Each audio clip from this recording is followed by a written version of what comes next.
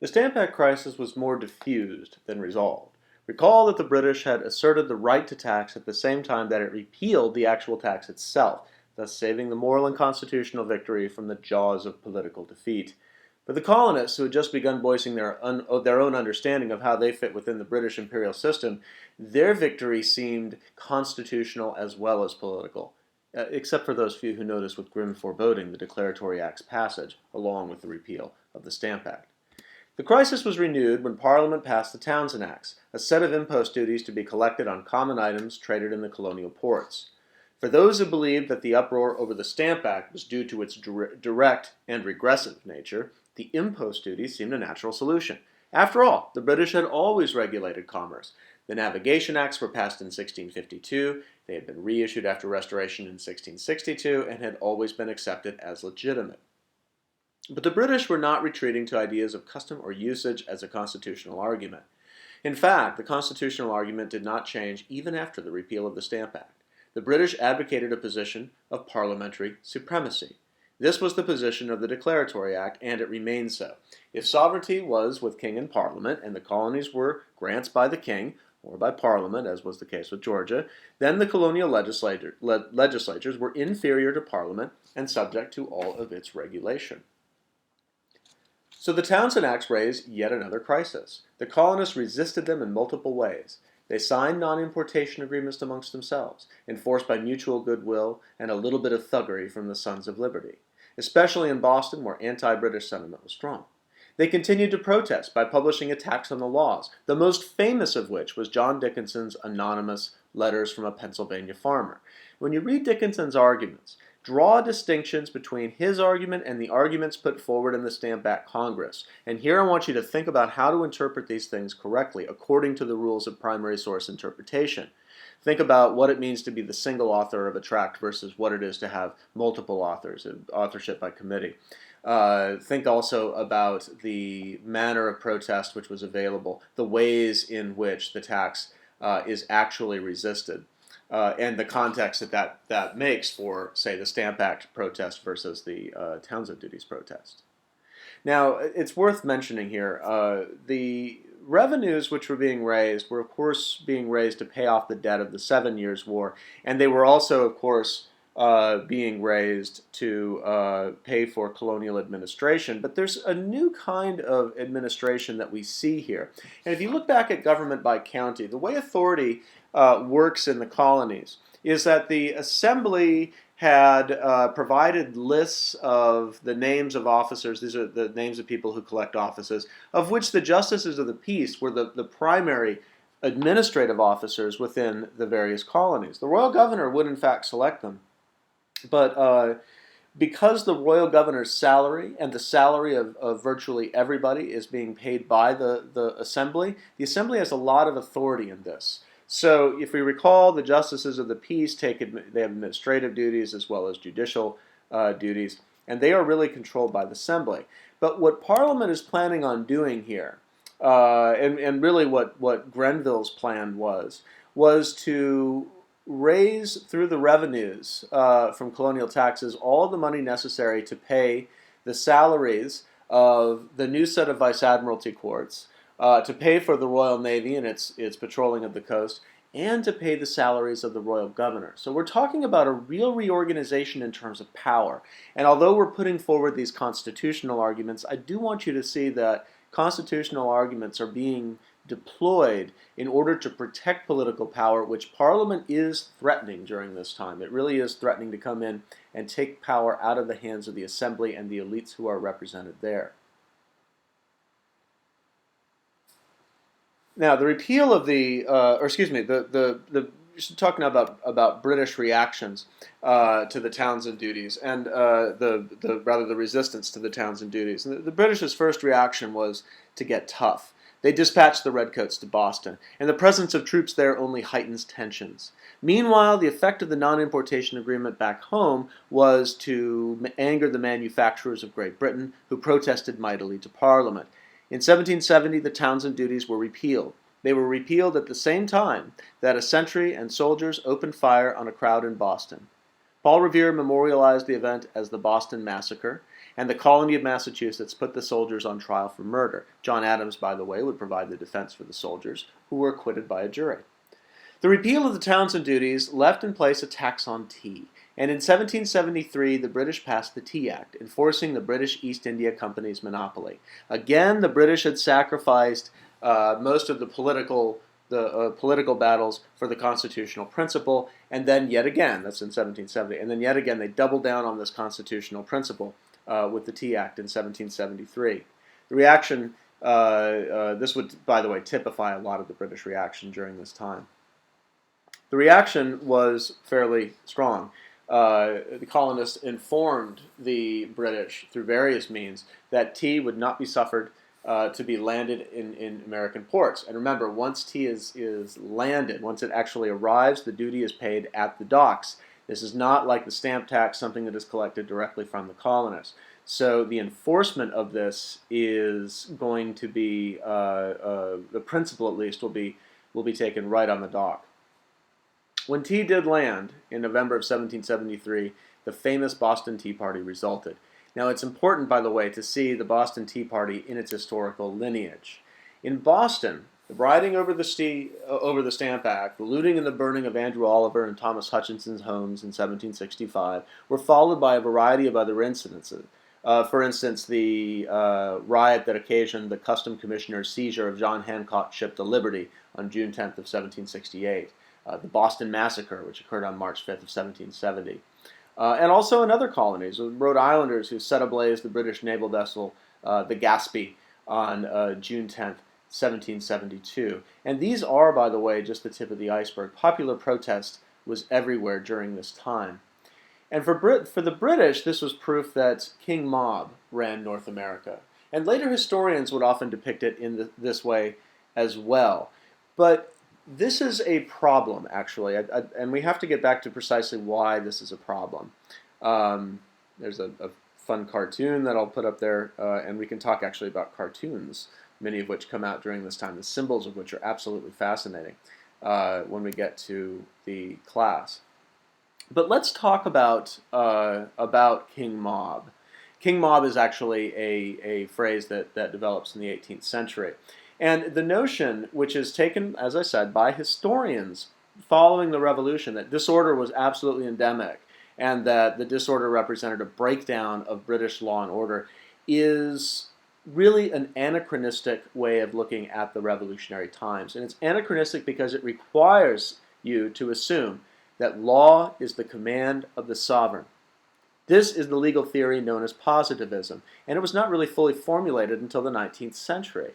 Nonetheless, of course, you can see shades of positivism emerging in the doctrine of parliamentary sovereignty and thus in Blackstone's commentaries on the laws of England. And so you see this idea of law being the command of the lawgiver, of the sovereign legislative body. You can see it coming in.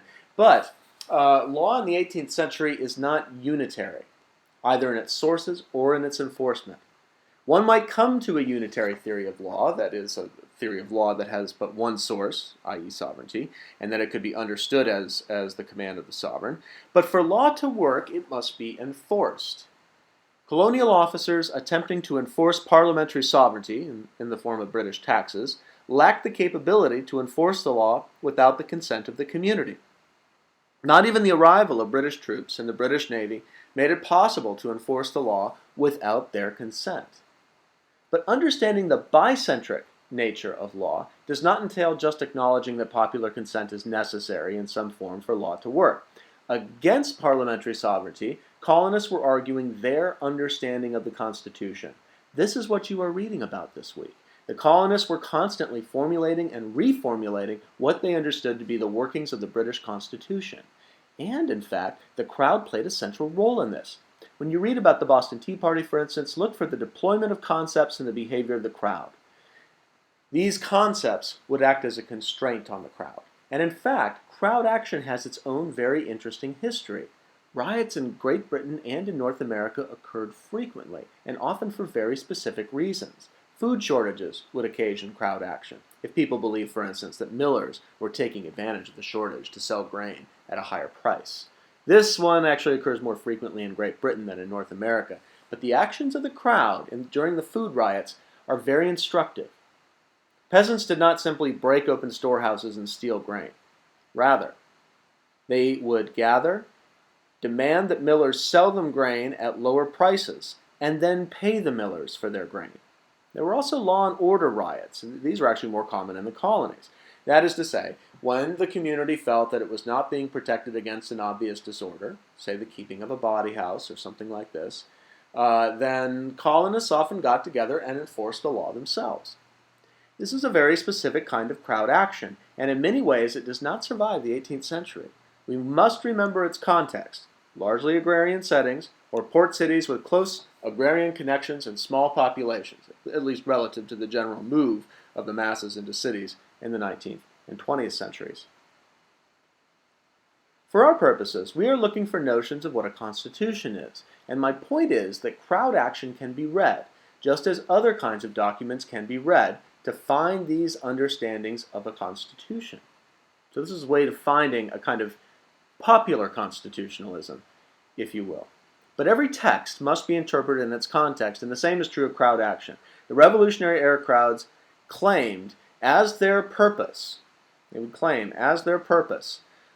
defense of fundamental principles.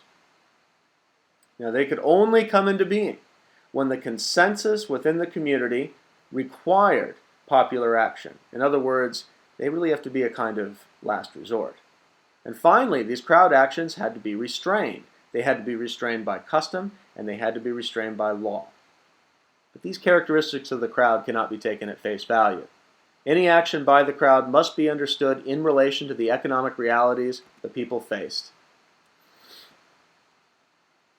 This is, food riots, for instance, do not start because people wanted to enforce a fair price for food. They started because people were hungry. Same is also true of the Stamp Act riots. The idea of consensus is likewise problematic. Colonists took pains to repeat over and over again that they were united, that they were unanimous. But behind such offerings are serious social conflicts. And by the way, only the most obvious of this is between the rebel and the loyalist. Struggles for power within communities often spilled over into crowd action, and the dynamics of crowd action must be understood within these networks of local power. Finally, the idea of restraint in action was accompanied by its obvious flip side: when and how violence is tolerated. Law and order riots often ended with lynchings, or with the wholesale destruction of private property. It is a tricky distinction, the idea that violence is tolerated in some case just because a crowd is somehow justified in acting in that case. Now, the reason I've taken some time to talk about crowd action is that as you read the documents, particularly about the Tea Act and the Boston Tea Party, I want you to think about the ways in which the crowd is patterning its behavior. I want you to read that like a text, the same way we're reading these other intellectual documents and legal documents that help establish ideas of a constitution. So now it's time to return to the narrative. For the British, the Boston Tea Party proved the last straw. Parliament passed a series of acts designed to punish the colonies, the most ominous of which was the Massachusetts Government Act. It completely suspended the government of Massachusetts and imposed martial law. Again, the news of this act, and the others, arrived in the colonies just as all the colonial legislatures had gone home for the planting season. The only legislature open was the Virginian House of Burgesses, which began debating the measures. And when the governor got word of this, he dissolved the House immediately. The burghers then met at the Raleigh Tavern and put their names to a set of resolutions declaring their solidarity with Massachusetts and voicing the sentiment that an attack upon one colony was an attack upon them all. One innovation that the protest against taxation had brought was for the legislatures to establish committees of correspondence. These were legislative committees who kept a correspondence with other colonial legislatures. The members of these committees now swung into action as the Massachusetts Government Act took effect, leading to a general call for all the colonies to send delegates to Philadelphia for a Continental Congress. All but Georgia would send delegates. The Georgians were busy fighting a war with the Creeks, so they declined to send delegates. So how would such a body operate? Most men were appointed by colonial legislatures. In New York, a committee of 51, composed of landowners and wealthy merchants, appointed delegates. As you can probably tell, this was a body of reluctant revolutionaries at best. Only in Massachusetts, where delegates came more directly from the counties, and where the British Army was now stationed, do we see concerted demands for serious resistance and possibly even independence. And the Continental Congress's first sitting, by the way, did not inspire a whole lot in the way of action. It would take the outbreak of hot war in Massachusetts in April of 1775 to bring matters to a head.